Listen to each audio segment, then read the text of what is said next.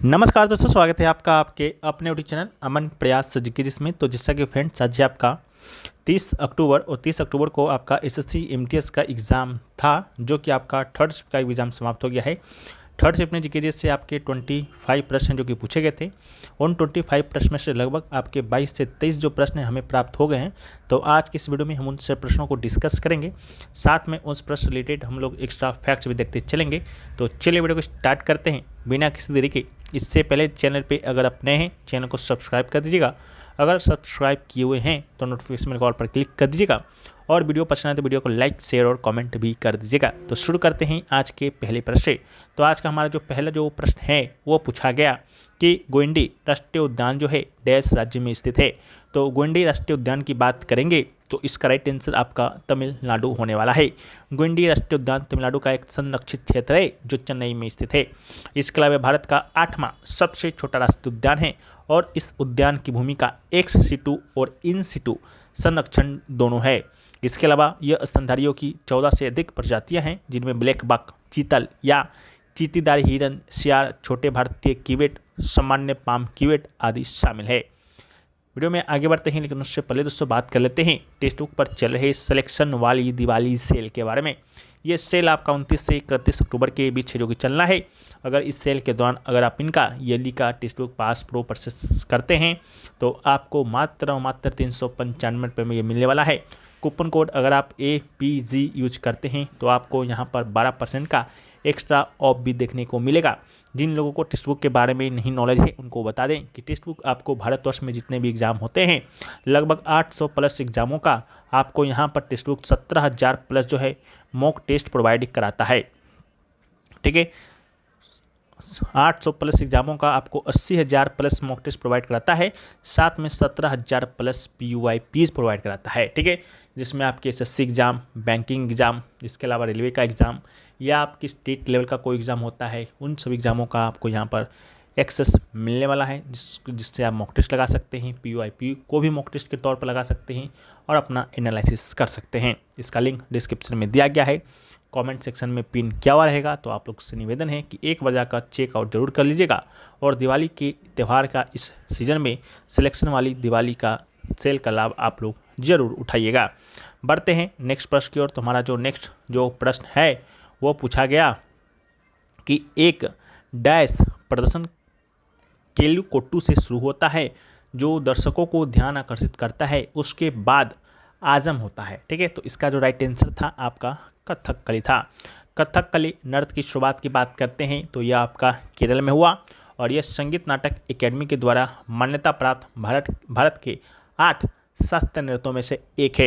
ये कोडियट्टम और अन्य प्राचीन मार्शल आर्ट प्रदर्शनों से भी निकटता से संबंधित है। इसके अलावा अधिकांश कथकली पाठ अच्छे हैं, बुरे के बीच शाश्वत संघर्ष का एक भव्य प्रतिनिधित्व है, और यह महाकाव्यों और पुराणों में वर्णित कहानियों से अपने विषयों को आकर्षित करता है, और इसे पूरब का संगीत भी कहा जाता है।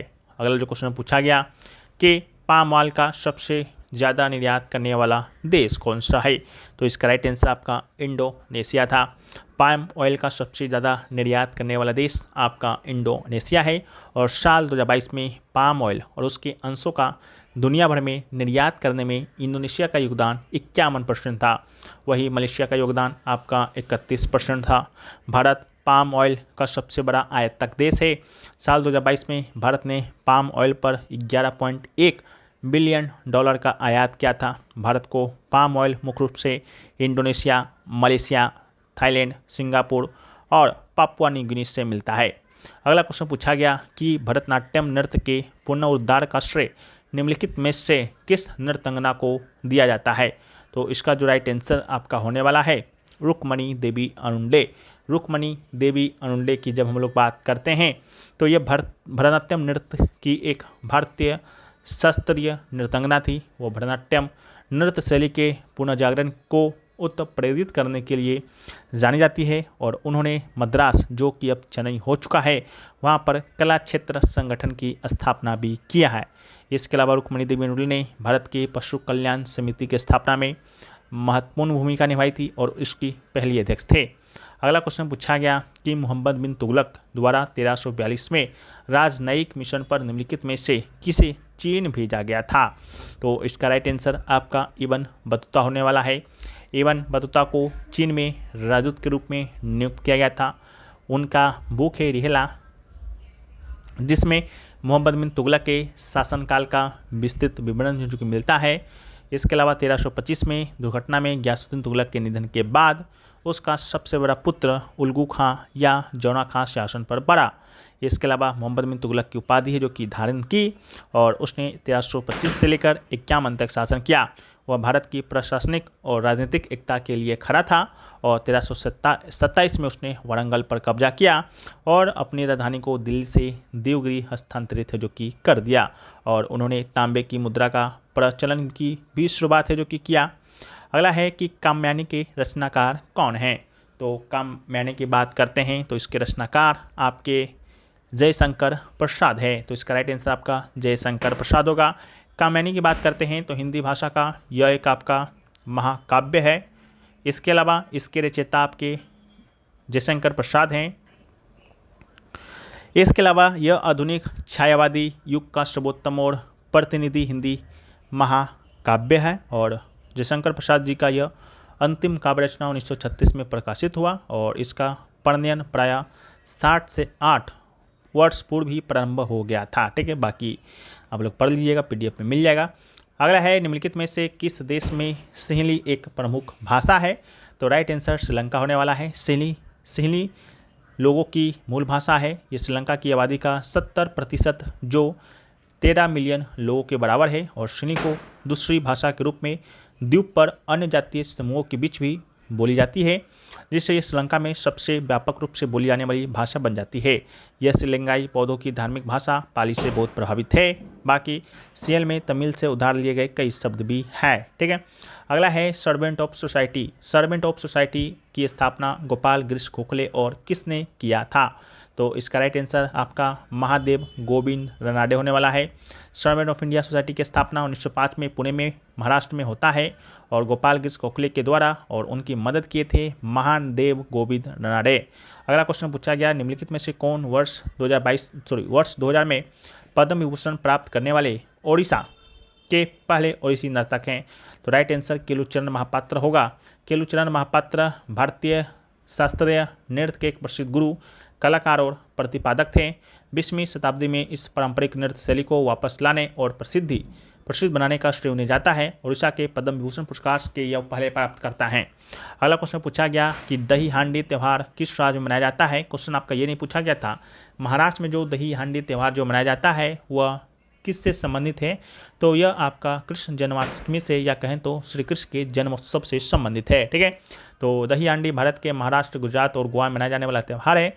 यह त्यौहार भगवान श्री कृष्ण के जन्मोत्सव के रूप में मनाया जाता है, और हर साल जन्माष्टमी के अगले दिन मनाया जाता है। यह त्यौहार भाद्रपद महीने के कृष्ण पक्ष की नवमी को मनाया जाता है। अगला क्वेश्चन पूछा गया कि national payments corporation of India NPCI ने किसे अपना UPI यानी UPI सेफ्टी एम्बेसडर बनाया है। तो राइट आंसर आपका पंकज त्रिपाठी होने वाला है। National payment corporation of India NPCI ने अभिनेता पंकज त्रिपाठी को अपना UPI सेफ्टी ब्रांड एम्बेसडर बनाया है, और डिजिटल भुगतान प्लेटफॉर्म पर सुरक्षा जागरूकता बढ़ाने के लिए यह नियुक्ति की गई है। इसके अलावा नेक्स्ट क्वेश्चन पूछा गया कि खिलाफत आंदोलन किसने शुरू किया था। तो खिलाफत आंदोलन की बात करेंगे तो यह आपका मोहम्मद अली और शौकत अली के द्वारा शुरू किया गया था। खिलाफत आंदोलन प्रथम विश्व युद्ध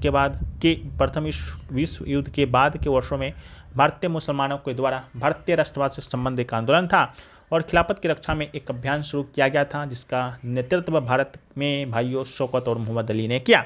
इसका उद्देश्य युद्ध के अंत में तुर्क साम्राज्य के टूटने के बाद इस्लाम के खलीफा के रूप में तुर्क सुल्तान का अधिकार को बनाए रखने और ब्रिटिश सरकार पर दबाव डालना था।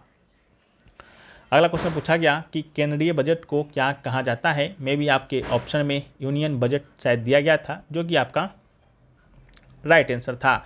बाकी भारत के केंद्रीय बजट को जिसे भारतीय संविधान के अनुच्छेद 112 में वार्षिक वित्तीय विवरण के रूप में संदर्भित किया गया है, तो इसको भी आप याद रखिएगा। अगला है कि निम्नलिखित में से किस राज्य में सबसे अधिक जनसंख्या घनत्व है। तो इसका राइट आंसर आपका बिहार होने वाला है। बिहार के बिहार के भारत में सबसे अधिक जनसंख्या घनत्व वाला राज्य है और यहाँ प्रति वर्ग किलोमीटर में 1106 लोग रहते हैं। अगर आपसे पूछा जाता सबसे कम जनसंख्या घनत्व कहाँ का है, तो सबसे कम जनसंख्या घनत्व है जो कि आपका अरुणाचल प्रदेश का है। कहाँ पर है? अरुणाचल प्रदेश का। वहाँ का जनसंख्या घनत्व की बात करेंगे तो मात्र 17 प्रति वर्ग किलोमीटर है, यानी कि 17 लोग ही एक प्रति वर्ग किलोमीटर में रहते हैं। इसके अलावा अगर आपसे पूछा जाता कि सबसे अधिक जनसंख्या घनत्व वाला आपका केंद्र शासित प्रदेश कौन सा है, तो इसका राइट आंसर आपका पुडुचेरी होता। पुडुचेरी की बात करेंगे तो यहाँ पर जनसंख्या घनत्व आपका 1037 प्रति वर्ग किलोमीटर है। इसके अलावा सबसे कम वाला केंद्र शासित प्रदेश आपका दादर व नागर हवेली है। इस बात को भी याद रखना है।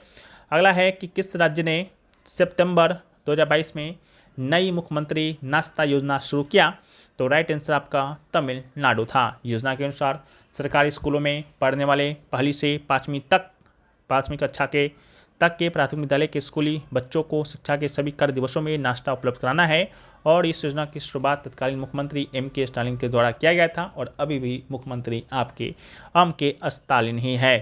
अगला है कि हम आदेश देते हैं, यह किस रीट का अर्थ है, तो इसका राइट आंसर आपका मिंडमस यानी कि परमादेश रीट होगा। हम आदेश देते हैं, यह परमादेश रीट का अर्थ है और यह एक न्यायिक रीट है। परमादेश रीट के जरिए न्यायालय किसी अधिकारी को आदेश देता है कि वो अपने क्षेत्राधिकार के अंतर्गत आने वाले काम करे। यह रीट तब जारी की जाती है जब कोई सरकारी अधिकारी या संस्था अपने कर्तव्यों का पालन नहीं करती है। भारतीय संविधान के अनुच्छेद 32 और अनुच्छेद 226 के अनुसार भारत में 5 प्रकार की रीट है जो कि सुप्रीम कोर्ट और हाई कोर्ट के द्वारा जारी की जा सकते हैं। वो रीट है बंदी प्रत्यक्षीकरण यानी कि हॉबियस कॉर्पस, दूसरा है परमादेश यानी कि मिंडमस, तीसरा है निषेध यानी कि प्रोहिबिशन, चौथा है सर्टिओरी जो कि आपका चौथा है और पांचवा है को वारंटो। ठीक है, हाबियस कॉर्पस की बात करते हैं तो ये रीट किसी व्यक्ति को अवैध रूप से हिरासत में रखने के खिलाफ जारी की जाती है। इसका उद्देश्य व्यक्ति की स्वतंत्रता की रक्षा करना है। दूसरा है मिंडमस जिसे कि हम लोग परमादेश भी कहते हैं। यह रीट किसी सरकारी अधिकारी या निकाय को उनके कर्तव्यों का पालन करने के लिए आदेशित करती है। तीसरा है सर्टिओरी जो कि यह रीट निचली अदालत या न्यायाधिकरण के आदेश को उच्च न्यायालय के द्वारा निरस्त करने के लिए जारी की जाती है। और चौथा है आपका प्रोहिबिशन जो कि यह रीट निचली अदालत को किसी मामले की सुनवाई से रोकने के लिए जारी की जाती है जब वो अपने अधिकार क्षेत्र से बाहर जा रही हो। और पांचवा है को वारंटो, यह रीट किसी व्यक्ति से यह पूछने के लिए जारी की जाती है कि वह किस अधिकार से किसी सार्वजनिक पद पर काबिज है। अगला क्वेश्चन पूछा गया कि name the cell organelle in which Krebs cycle occurs, तो इसका राइट आंसर आपका होगा mitochondrion. The cell organelle in which Krebs cycle occurs in mitochondrion. अगला है कि पीएच स्केल 7.5 का मतलब क्या है, तो पीएच स्केल पर 7.5 का मतलब है कि हल्का सा बेसिक यानी कि क्षारीय है, इसलिए सही उत्तर आपका बेसिक यानी कि क्षार होगा। इसके अलावा पीएच का पूरा मतलब होता है पावर ऑफ हाइड्रोजन यानी कि हाइड्रोजन की शक्ति। हाइड्रोजन के अणु किसी चीज़ में उसकी अम्लीय या क्षारीय प्रवृत्ति को तय करता है। मतलब अगर किसी लिक्विड या प्रोडक्ट का पीएच 1 या 2 है तो वह अम्लीय है, अगर पीएच 13 या 14 है तो वह क्षारीय है, अगर पीएच 7 है तो वह न्यूट्रल है और न्यूट्रल भी सबसे बेस्ट होता है। अगला क्वेश्चन पूछा गया कि साल 2023 में वुमेन एशियन हॉकी गेम पहली बार किस राज्य में खेला गया था, तो इसका राइट आंसर आपका झारखंड होगा। साल 2023 में वुमेन्स एशिया हॉकी गेम पहली बार झारखंड में खेला गया था। यह टूर्नामेंट का आयोजन रांची के मारंग गोम के Jaipal Singh Munda astroturf hockey stadium में किया गया था। इस टूर्नामेंट में Jharkhand Asian women's hockey champions trophy 2023 के नाम से भी जाना गया और इस टूर्नामेंट में भारतीय महिला हॉकी टीम ने जापान को हराकर दूसरी बार स्वर्ण पदक अपने नाम किया। अगला क्वेश्चन पूछा गया कि टमाटर में कौन सा अम्ल पाया जाता है, तो टमाटर में अम्ल की बात करते हैं तो टमाटर में ऑक्जेलिक अम्ल पाया जाता है, तो इसका राइट आंसर आपका ऑक्जेलिक होगा। ऑक्जेलिक अम्ल एक रासायनिक यौगिक है जो लगभग हर पौधे में कुछ हद तक स्वाभाविक रूप से होता है, जिसमें फल, सब्जी, अनाज के पौधे शामिल है। इसके अलावा टमाटर में 10 से अधिक प्रकार के अम्ल होते हैं जैसे साइट्रिक अम्ल, मौलिक अम्ल, एस्कॉर्बिक अम्ल और ऑक्जेलिक अम्ल आदि। टमाटर में ऑक्जेलिक अम्ल की मात्रा लगभग 50 मिलीग्राम प्रति 100 ग्राम होता है। अगला क्वेश्चन है कि अम्ल के कुछ प्राकृतिक स्रोत हैं, जैसे कि सिरका में एसिटिक अम्ल, नारंगी में साइट्रिक अम्ल, इमली में टार्टरिक अम्ल, दही में लैक्टिक अम्ल, नींबू में साइट्रिक अम्ल एंड चींटी के डंक में मेथोनोइक अम्ल और विच्छुक के डंक में भी मेथोनोइक अम्ल पाया जाता। इसके अलावा नेक्स्ट क्वेश्चन पूछा गया कि कैनन, ब्रेक, बॉल्टिंग शब्द किस खेल से संबंधित है, तो इसका राइट आंसर आपका बिलियर्ड्स होगा। यहाँ पर आपको खेल से जुड़े विभिन्न खेलों के कोचिंग शब्द हैं या विभिन्न खेलों से संबंधित खेल कोचिंग शब्दों की सूची दी गई है।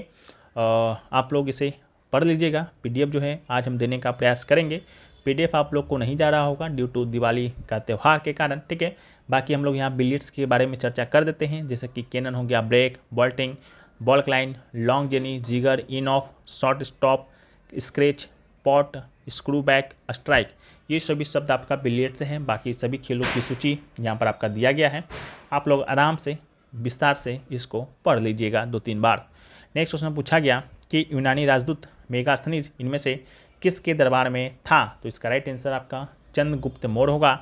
मेगास्थनीज यूनान का एक राजदूत था जो चंद्रगुप्त मौर्य के दरबार में आया था। यूनानी सामंत सेल्यूकस ने भारत में फिर राज्य विस्तार की इच्छा से 305 ईसा पूर्व में आक्रमण किया, किंतु उससे संधि करने पर विवश होना पड़ा था। संधि के अनुसार मेगास्थनीज नाम का राजदूत चंद्रगुप्त के दरबार में आया था। यह कई वर्षों तक चंद्रगुप्त के दरबार में रहा। उसने जो भारत में देखा उसका वर्णन उसे अपनी पुस्तक इंडिका में किया। मेगास्थनीज ने पाटलिपुत्रा का बहुत ही सुंदर और विस्तृत वर्णन किया है। यह लिखता है कि भारत का सबसे बड़ा नगर पाटलिपुत्र है। यह नगर गंगा और सोन के संगम पर बसा है। इसकी लंबाई 9.5 मील, चौड़ाई 1.25 मील। नगर के चारों ओर एक दीवार है जिसमें अनेक फाटक और दुर्ग बने हैं। नगर के अधिकांश मकान लकड़ी के बने हैं।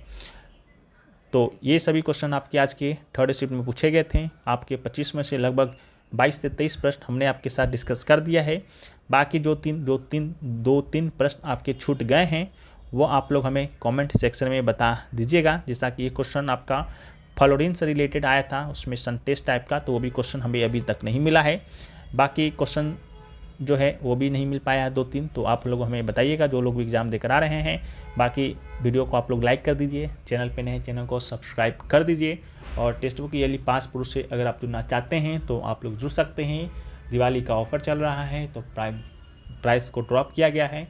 मात्र 395 रुपये में आप इसे प्राप्त कर सकते हैं कूपन कोड APG के साथ। लिंक डिस्क्रिप्शन में दिया गया है, कमेंट सेक्शन में पिन है। मिलते हैं हम लोग नेक्स्ट वीडियो में, जब तक के लिए जय हिंद फ्रेंड्स।